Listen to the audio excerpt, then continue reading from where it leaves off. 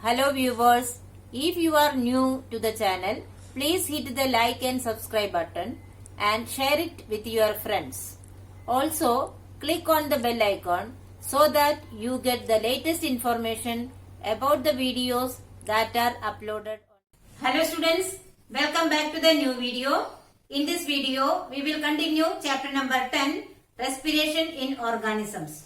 In today's session, we will discuss about anaerobic respiration and causes of muscle cramps. Students, now you are familiar with the term aerobic respiration. Aerobic respiration is the process of releasing energy from glucose using oxygen. Now let us see what is anaerobic respiration. Anaerobic respiration is another mode of respiration in which energy is released from food without the use of oxygen. That is called as anaerobic respiration. So, what is the main difference between aerobic and anaerobic? In aerobic, oxygen is used, but in anaerobic mode of respiration, oxygen is not used. That is, without the use of oxygen.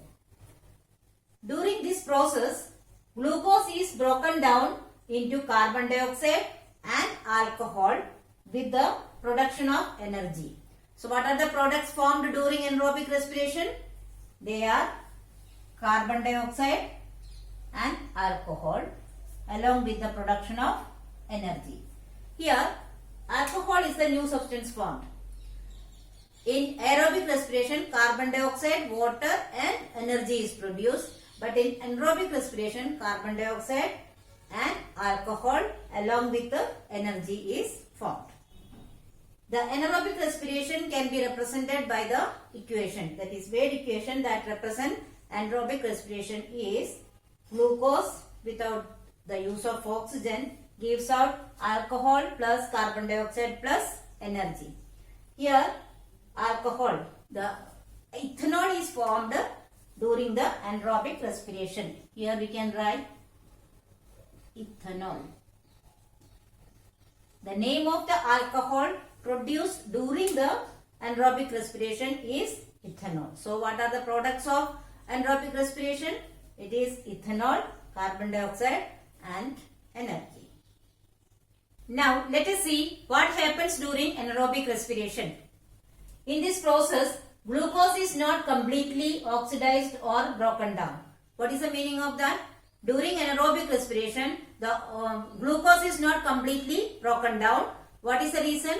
Because oxygen is not used.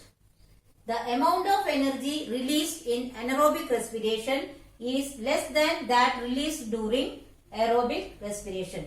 Means that during anaerobic respiration, only little amount of energy is released. What is the reason? Because during this process, oxygen, in the absence of oxygen, glucose is not completely broken down. So, only little amount of energy is released. Anaerobic respiration is observed in yeast and some bacteria. You may be knowing about the single-celled or unicellular organisms. That means their body is made up of only one cell. Both yeast and bacteria are single-celled organisms. So, anaerobic respiration is found in single-celled organism because they need only little amount of energy. Therefore, we can say that anaerobic respiration is suitable for the lower organisms. So, these organisms, that is yeast and some bacteria, can survive even in the absence of oxygen. So, they are called as anaerobes. So, what are anaerobes? Anaerobes are the microscopic organisms like yeast and some kind of bacteria which can live even in the absence of oxygen. They are known as anaerobes. Now, how are these anaerobic microorganisms useful to us? Anaerobic microorganisms are used in food industries, that is food processing industries, to break down sugars anaerobically. This process is known as fermentation. That means in the food processing industries, if we want to break down the sugar anaerobically, we can use this anaerobic microorganisms. So, For example, yeast is used to manufacture bread and alcoholic beverages such as wine and beer. You know that bread and these two products are fermented food. That is, using yeast we can make the fermented food like bread, wine, beer, etc. Now let us see whether anaerobic respiration can take place in human beings also. Usually human beings carry out the aerobic respiration, but at times our muscle cells breathe anaerobically. It means that usually human beings and other higher organisms use aerobic respiration, but at times our muscle cells breathe anaerobically. When there is a temporary deficiency of oxygen, our muscle cells respire anaerobically for a short time. So at what time the muscle cells start breathing anaerobically? When there is deficiency of oxygen. See, usually it happens during rigorous physical activities such as running, cycling, weightlifting, etc. Our muscles need more energy. But during that time, the supply of oxygen is limited. Because of that, you might have experienced that while running or doing any cycling rigorously, we may breathe very fast. The breathing rate becomes fast. It shows that we are trying to take more oxygen into our body. At such times, muscle cells use anaerobic respiration to fulfill the need of energy. That means when there is no enough oxygen, then muscle cells start breathing anaerobically. In the muscle cells, glucose is partially broken down without the use of oxygen to form lactic acid and release energy. So, when the anaerobic respiration takes place in the muscle cells, what is the product formed? Lactic acid. Along with that, energy is released. So, this reaction can be represented by the equation glucose in muscles in the absence of oxygen gives lactic acid plus energy. Now, let us see what is the effect of lactic acid produced in the muscles.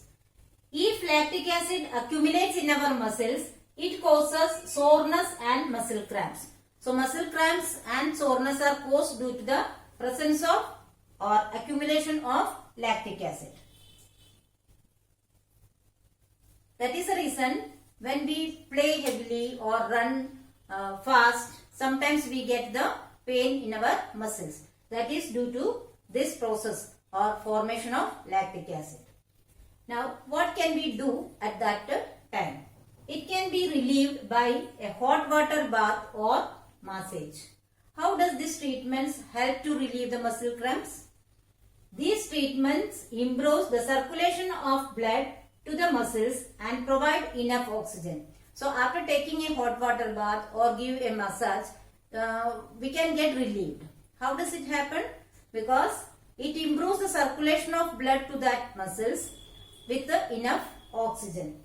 So, using this oxygen, lactic acid breaks down into carbon dioxide and water. So, if there is enough oxygen, the lactic acid will not remain as lactic acid. Then what happens to that? It will be broken down into carbon dioxide and water. So, if there is no lactic acid accumulation in our muscles, we get relief from the pain. So, this reduces the soreness and muscle cramps. So, students, I hope you have understood the topics very well. But still, if you have any doubt, you can write in the comment section. I will surely try to solve it as soon as possible. Here are some review questions. Please solve it in your notebook. Thank you.